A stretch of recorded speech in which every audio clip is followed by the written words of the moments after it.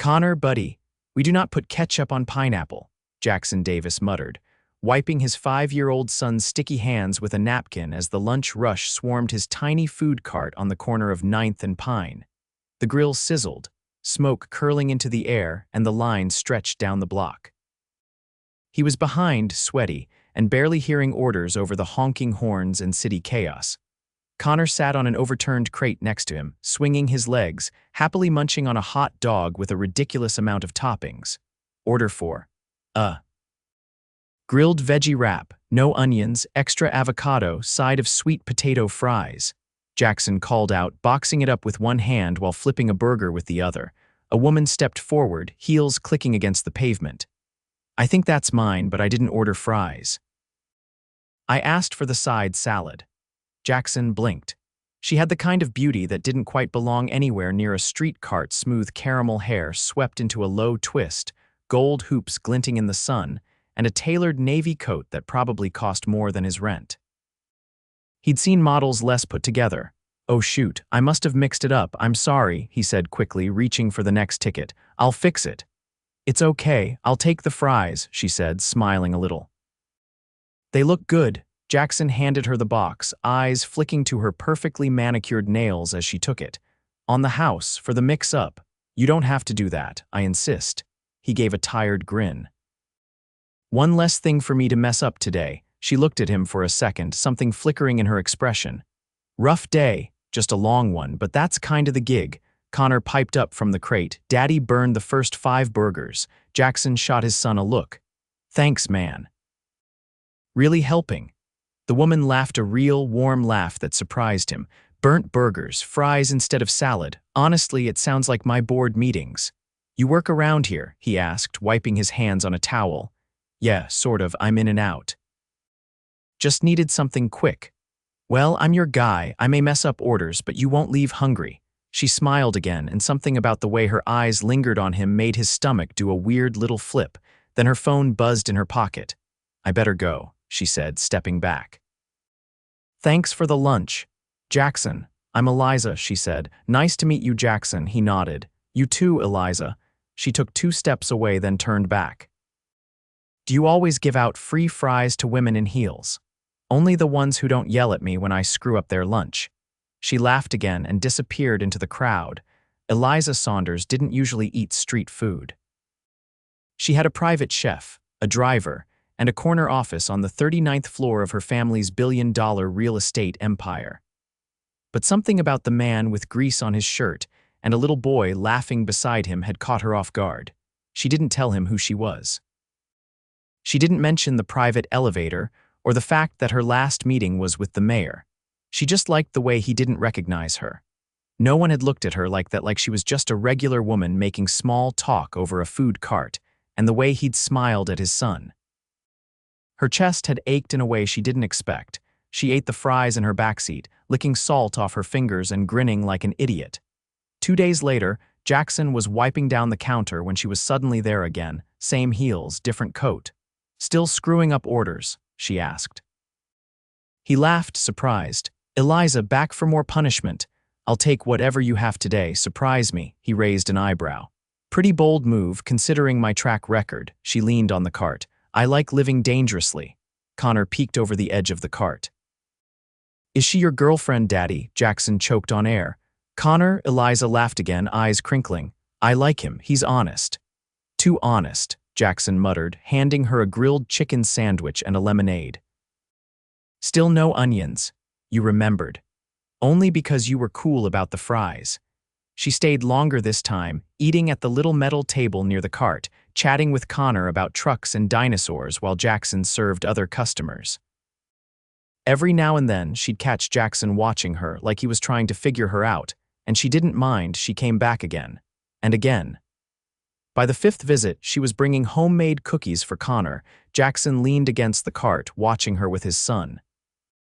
Okay, who are you really? You've got this mysterious vibe. What vibe? You don't dress like someone who works in this area. You don't act like someone who just wants a sandwich, she smiled. Maybe I just like your cooking. He gave her a look. You had a personal driver pick you up last week. Eliza hesitated, then sighed. Okay, fine, I wasn't totally honest. I own Saunders & Co. You've probably seen the buildings, or the ads. Jackson blinked. Wait, that's you. Saunders, like the billion-dollar real estate company, she nodded. Surprise! He stared at her, then laughed once sharp and disbelieving. So you're a billionaire who's been eating my burnt sandwiches and hanging out with my kid like it's nothing. I like your burnt sandwiches, she said softly, and I like your kid and you. He ran a hand through his hair. This is insane. I didn't come here looking for anything, she said, stepping closer.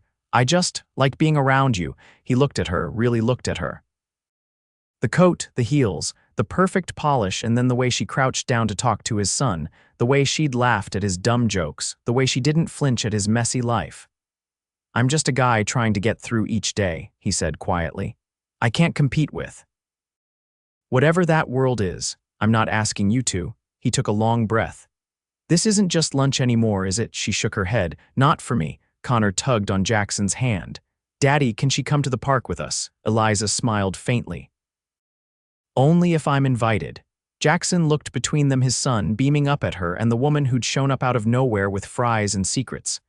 Yeah, he said slowly. You're invited. You're sure about this? Jackson asked, tugging Connor's jacket zipper until it reached his chin. It's not too weird. She invited us, Connor said, bouncing on his heels. You said yes. Jackson looked at the building towering above them, glass and steel, sharp angles, the kind of place where people wore wristwatches that cost more than his monthly earnings. A valet opened the front door as if they were expected. Everything about it screamed off limits. Eliza had texted him the address that morning. Well, technically her assistant had called. Apparently, she didn't do texts.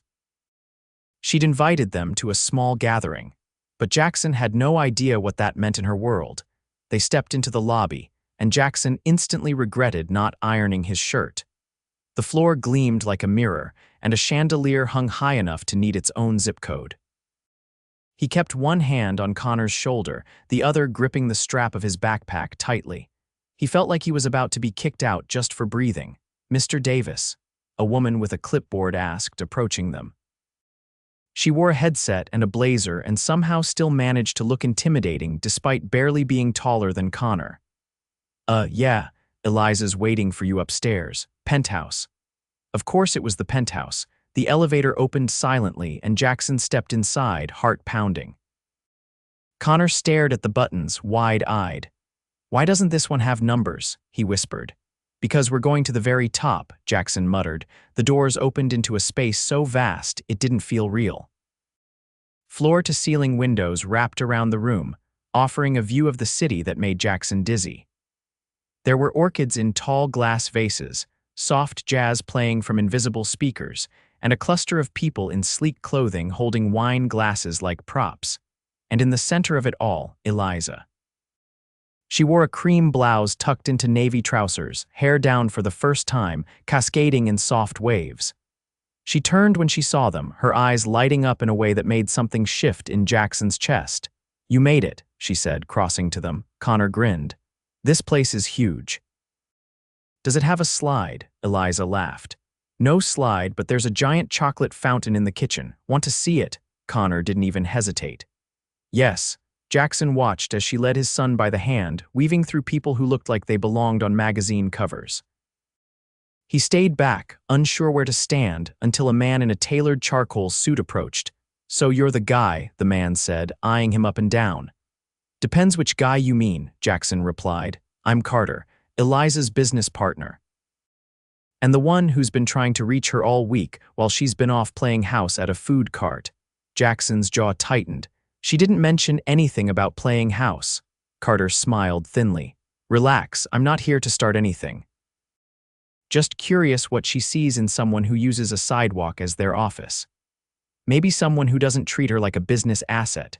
Carter's eyes narrowed, but before he could respond, Eliza returned, Connor in tow, holding a marshmallow the size of his fist. Everything okay here? She asked lightly. Perfect, Carter said, stepping back. Just getting to know your guest. Jackson gave a short nod and turned to Eliza. You didn't say this was a party. It's not. Just a few people from the foundation board. And Carter, unfortunately. You sure we're not crashing something? Eliza touched his arm. I invited you. You belong here. He looked around at the crystal glassware, the sculptures, the way everyone glanced over like they were trying to guess why she'd brought him. Feels like a stretch. She leaned in closer. I don't care about them. Later, when most of the guests had trickled out and Connor had fallen asleep on a velvet chaise with chocolate smudged on his cheek, Eliza poured 2 glasses of wine and joined Jackson by the balcony. You make all this look easy, he said, nodding toward the skyline. It's not, she replied. You think running a food cart is hard, try negotiating with 6 developers and a city zoning committee while your board threatens to replace you. He turned to her, surprised. They tried to replace you, she sipped her wine. 3 months ago, said I was too emotional, too involved, that I made decisions based on instinct instead of metrics. What did you do? I bought out the majority share. He let out a low whistle. That'll shut them up. She smiled faintly.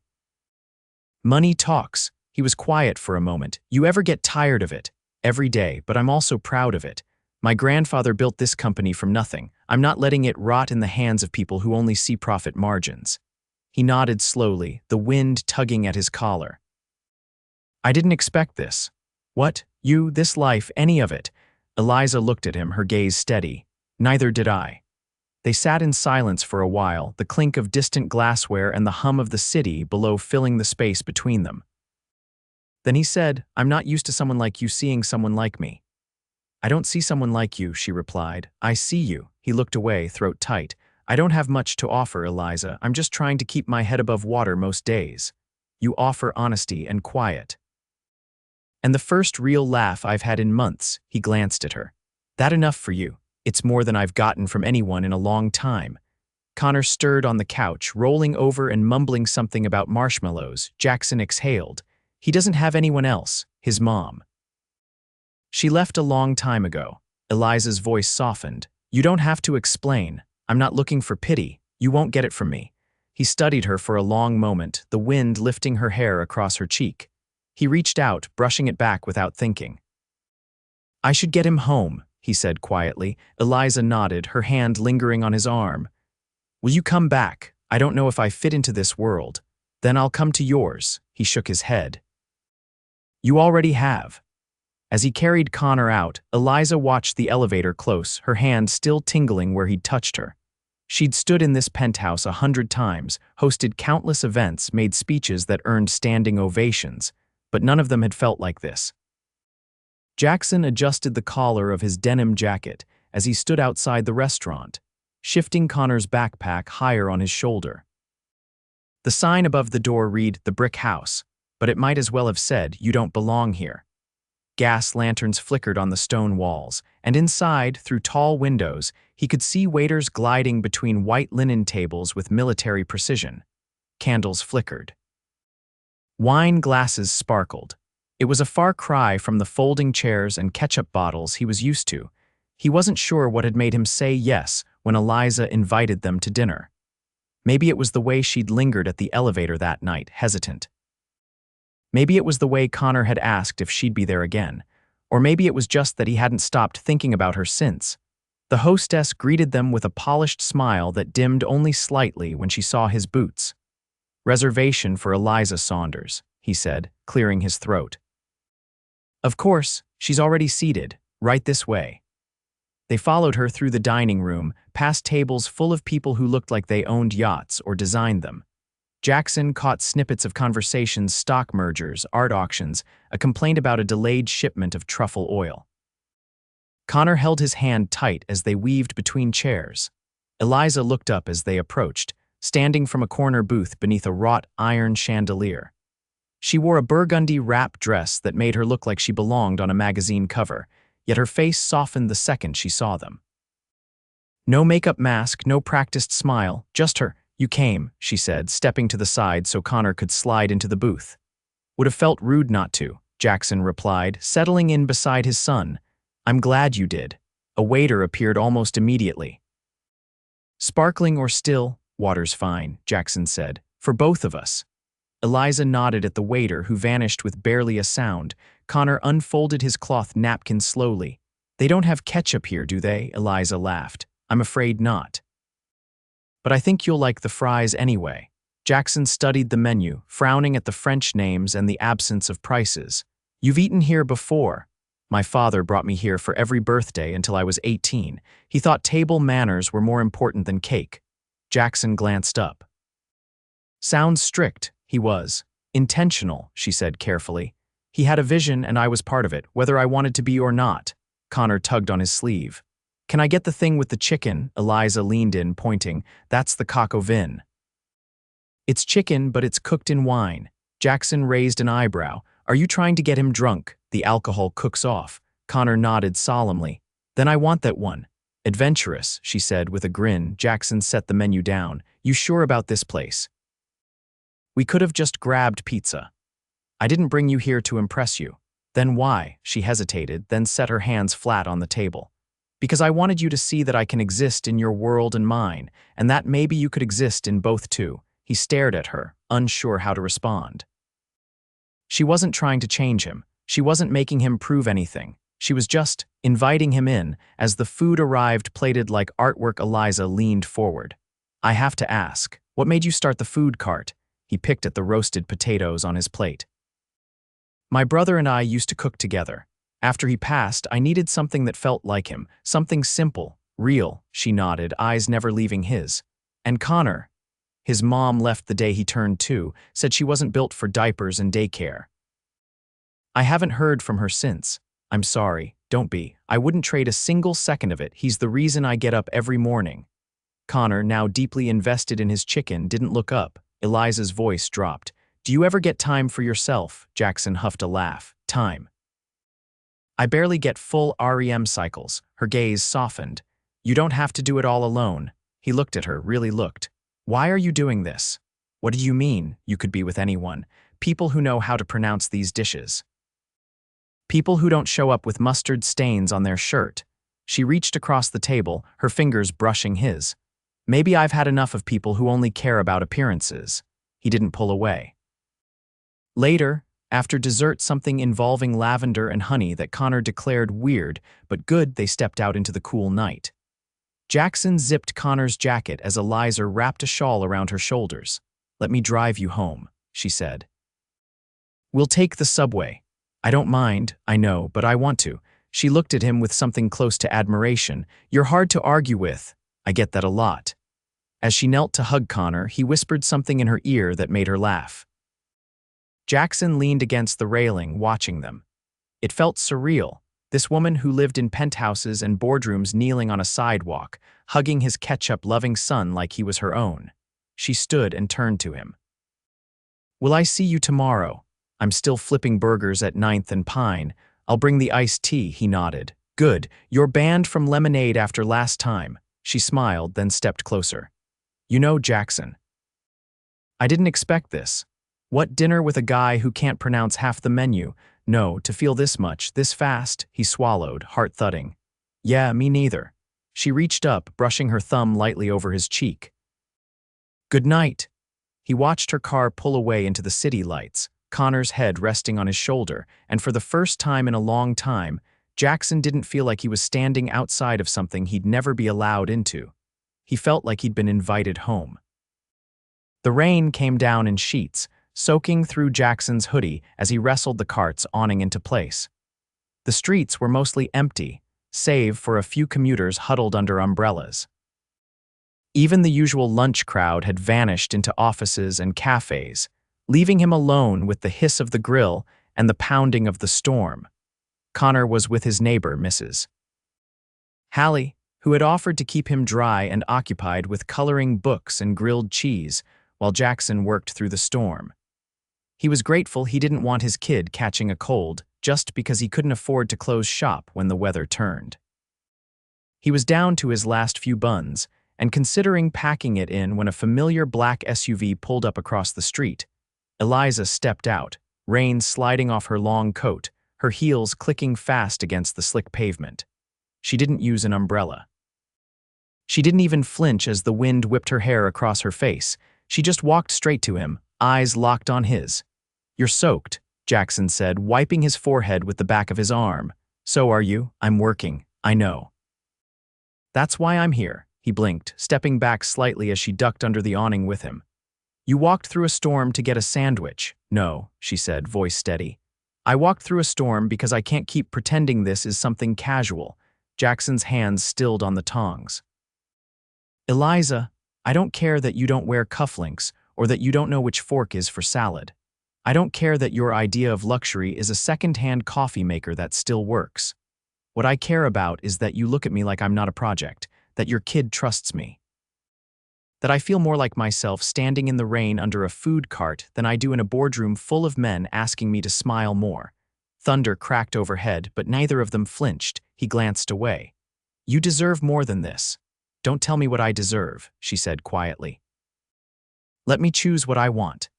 He didn't answer right away. The rain roared around them, but inside the little square of shelter it was just the two of them, hearts pounding, breath sharp in the damp air. Then he said, if you're going to be in my life, really in it, you need to know it's not easy. I don't get days off. I don't have time for champagne brunches or gala dinners. I've got bills I juggle and a kid who needs me more than anyone ever has. I don't want easy, she said. I want real. He stared at her, rainwater dripping from her lashes, her coat clinging to her arms.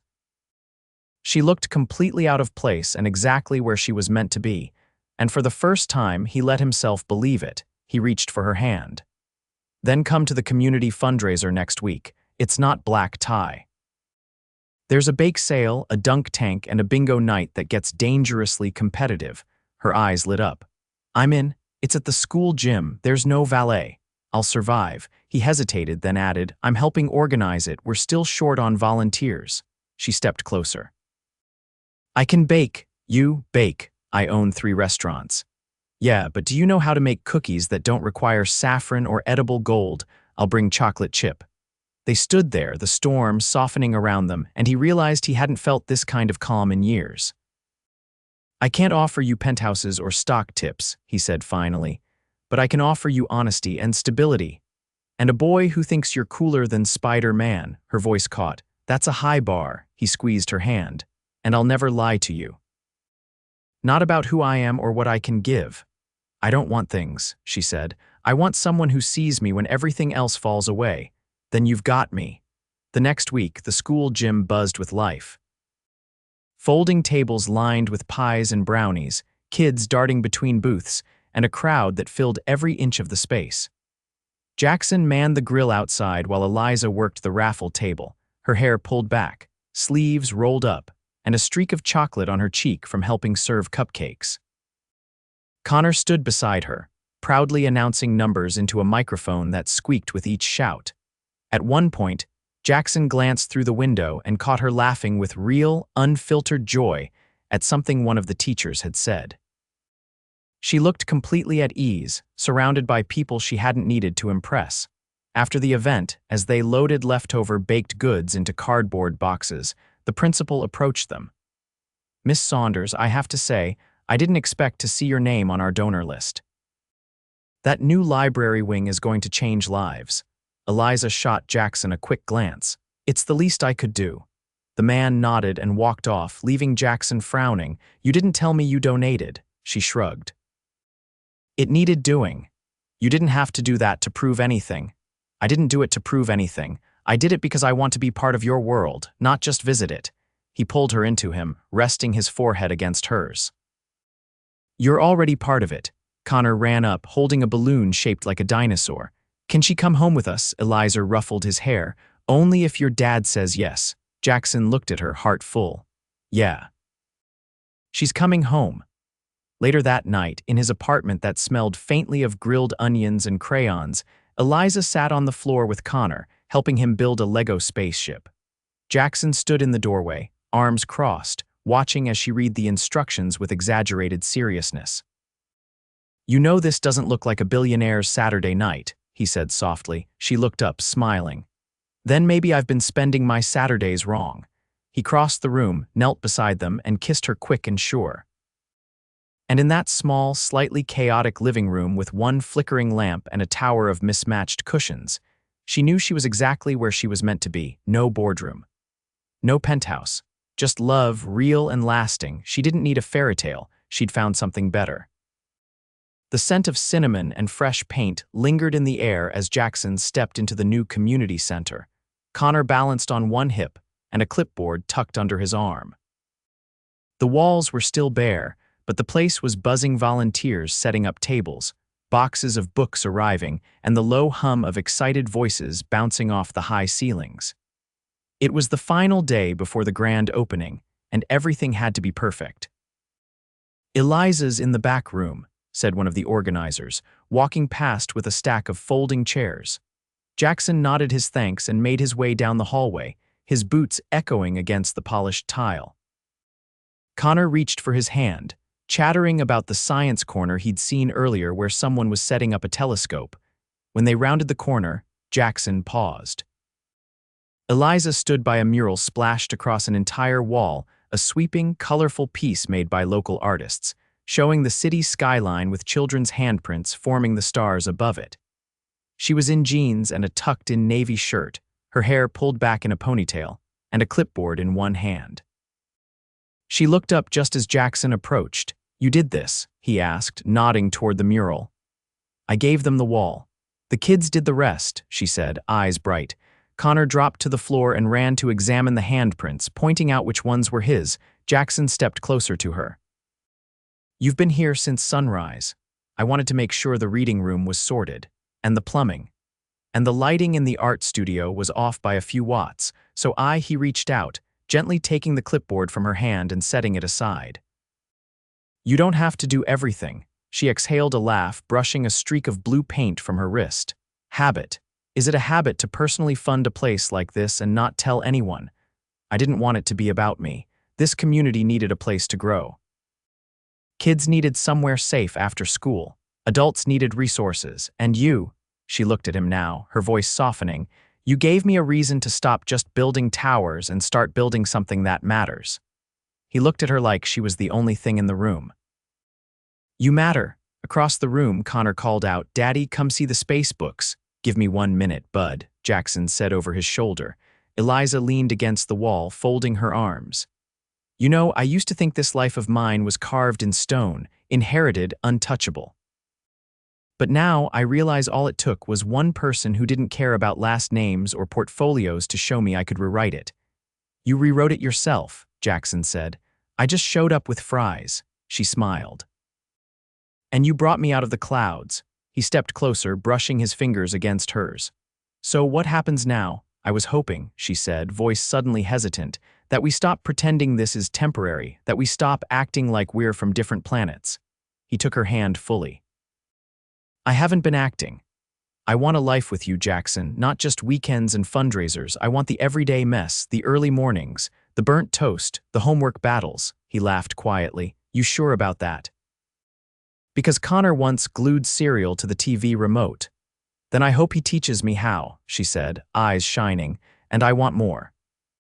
I want a home filled with noise and mismatched furniture and dinners where we run out of napkins but not stories." Jackson reached into his back pocket, pulling out a small, square box. He didn't drop to one knee. He didn't make a speech. He just opened it between them and said, "Then marry me, Eliza Saunders." Her breath caught, lips parted. "I don't have a yacht," he said, "or a hedge fund, but I have a heart that's yours. Every part of me that's worth something, it belongs to you. Say yes and I'll build a life with you brick by brick, just like we built this place." She looked at him, chest rising and falling, then down at the simple ring, a single diamond in a vintage gold setting, elegant and real. "Yes," she whispered. "Yes."